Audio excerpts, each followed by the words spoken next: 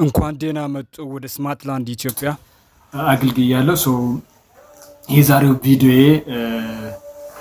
ሃው ቱ ጌት ላንድ ሌጋሊ የሚለውን እንዴት መሬት ማግኘት እንደሚችል ህጋዊ በሆነ መንገድ ማለት ነው እንዴት ማግኘት እንደሚችል ግንዛቤ አስጨብጣችኋለሁ። የቪዲዮ ዓላማም ይሄ ነው።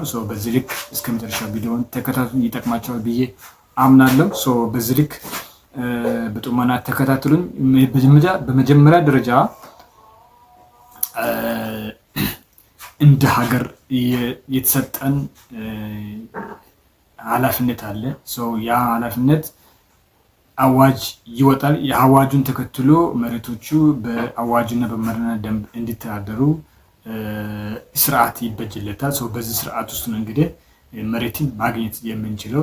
በመጀመሪያ ደረጃ አዋጁን ተከትሎ የሚወጡ መመሪያዎች ናቸው ብዙውን ስራዎችን የሚሰሩት እና የሊዝ አዋጅ 721 2004 ዓ.ም በፌዴራል የወጣው እሱን ኖርማሊ ታውቁታላችሁ። እሱን መሰረት አድርገን የሊዝ ጽንሰ ሀሳብ ምን እንደሆነ ግንዛቤ በቀላል አስረዳቸዋለሁ። ከዛ ውጭ መመሪያና ደንብ ደግሞ በየክልሎች ይወጣሉ። እኔ ያለሁበት አካባቢ በደቡብ ኢትዮጵያ ነው። ሰዎች ኒው አሁን ባለንበት ክልል እሷም ቀድሞ የነበረውን ክልልም በንለያይም ነገር ግን መመሪያና ደንቡ የዛን ክልል ነው እያስፈጸመን ያለ ነው። በዚህ ልክ ትረዳላችሁ ብዬ አምናለሁ። መጀመሪያ ሊዝ የምንለው ሀሳብ ወይ ኮንሰፕት ምንድን ነው?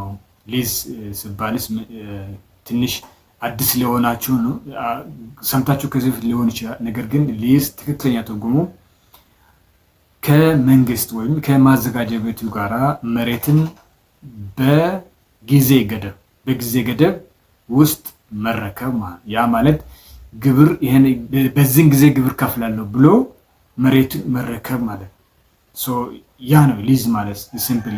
ሊዝ ያ መሬት ስትወስድ ግብር የምትከፍልበትን ስርዓትና ውል ከማዘጋጃ ጋር ትገባለህ ማለት ኮንትራት ነው ማለት ኦልሬዲ ጊዜ ገደብ ካለ በዚህ ጊዜ ገደብ ውስጥ ይሄን ያህል ብር ከፍላለሁ በየዓመቱ ይሄን ከፍላለሁ ብለህ ትገባለህ። ያ ስርዓት አንተም ማዘጋጃውም በዛ ስርዓት የታሰረ ነው ማለት ነው። በዚህ ልክ ውል አንዴ ትገባላችሁ ማለት የጸና ይሆናል።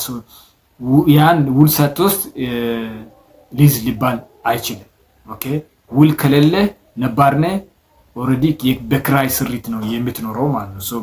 በዚህ ከ2010 በኋላ ማንኛውም መሬት በሊዝ አዋጅ መሰረት ስለሚተዳደር ማለት ነው። ይሄ ነው የሊዝ ኮንሰፕት። ከዛ ውጭ ግን መሬትን የሚታገኙበት መንገድ አንደኛው የመሬትን በጨረታ ወይም ተወዳድራችሁ መሬትን የሚታገኙበት ሲሆን ሁለተኛው ደግሞ በምደባ ይሆናል። በጨረታ ሲባል እንግዲህ ግር እንዳይላችሁ መሬቶች ተሸንሽነው በማዘጋጃ ቤቱ መሐንዲሶች ቲም ተዋቅሮ በነዛ አማካኝነት መሬት ሰነድ ተዘጋጅቶለት ለህብረተሰብ ይቀርባል። በዛ ውስጥ እናንተ ተወዳድራችሁ ተጫርታችሁ መሬትን አሸንፋችሁ መጠቀም ትችላላችሁ ማለት ነው። አንደኛው መሬቱን የምታገኙበት ሚስጥር ይሄ ነው፣ በዚህ አማካኝነት ነው። ሁለተኛው ከዚህ ጋራ በግዢ መሬትን ማግኘት ትችላላችሁ። መሬትን ስትገዙ በዚህ ሰዓት አሁን በየትኛውም ቦታ መሬት የምትገዙት ወደ ሊዝ ስሪት ስለሚገባ ህጋዊ ከሆነ ማለት ነው። መሬቱ ህጋዊ የሆነ መሬት ከሆነ ወደ ሊዝ ስሪት ነው የሚገባው።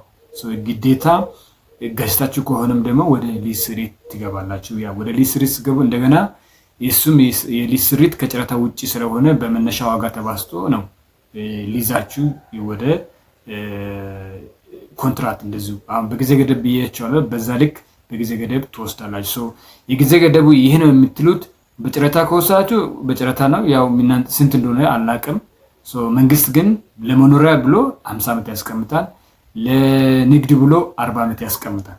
ይሄ ግዴታ ነው። ግን ውድድር ከሆነ ደግሞ እንደምታውቁት ያው እኔ 1 ዓመት ብዬ ላስገባ እችላለሁ፣ ያኛው 5 ዓመት ይላል፣ ያ 10 ዓመት ይላል።